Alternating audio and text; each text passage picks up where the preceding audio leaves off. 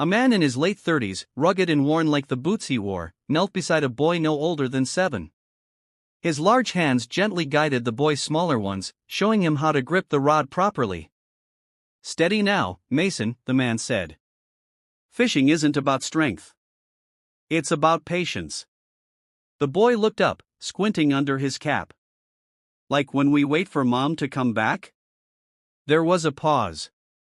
A silence too deep for a child's question.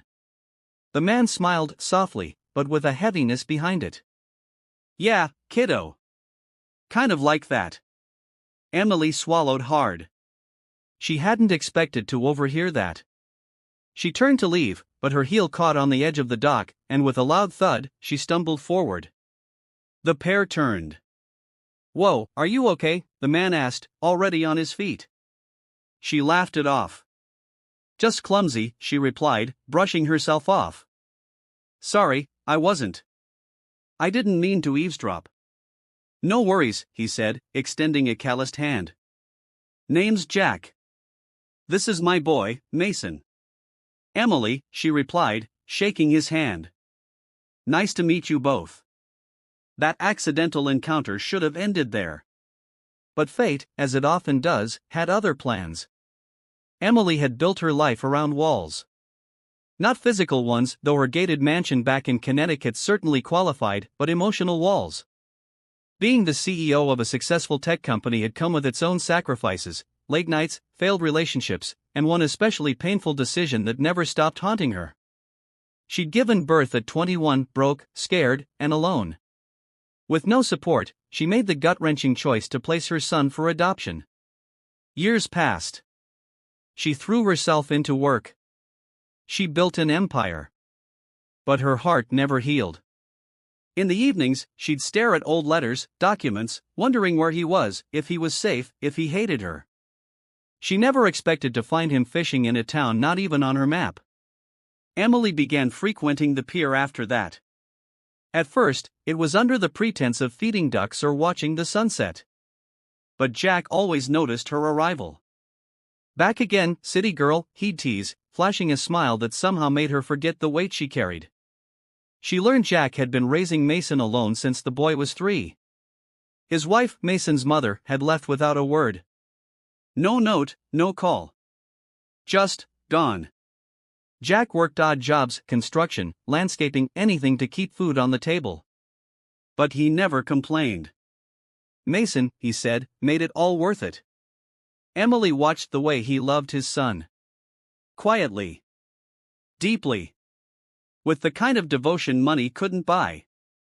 She found herself drawn to both of them. Mason's laughter made her eyes water. Jack's resilience made her chest ache.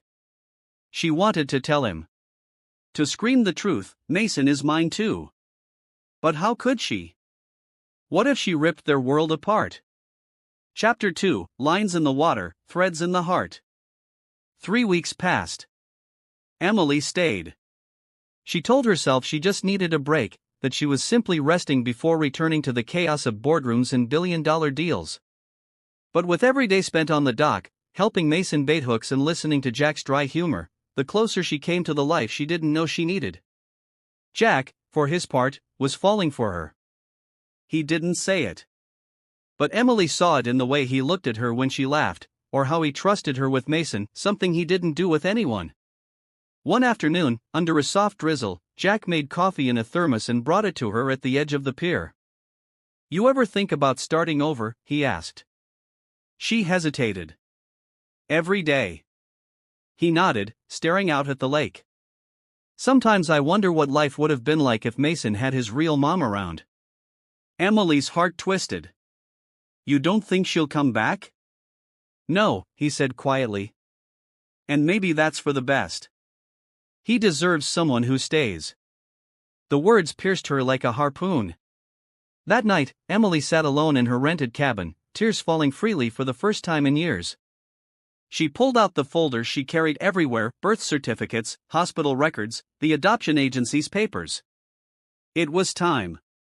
The next morning, she invited Jack and Mason for a walk by the lake. Her hands trembled as she held the folder. "I need to tell you both something." It's the hardest thing I've ever had to say. Jack's brow furrowed. Mason tilted his head. She took a deep breath. Mason. I'm your birth mother. Silence. Only the soft lapping of water on the shore. Jack stared at her, stunned. Mason looked from her to Jack and back. I didn't know where you were, Emily continued. I was young. Broke. Alone. I gave you up hoping someone better would take care of you. I never thought I'd find you here. Jack's voice was low. You're telling me you're her? She nodded, tears sliding down her face. I didn't come here to disrupt your life. I just wanted to see you. But then I met him. And you.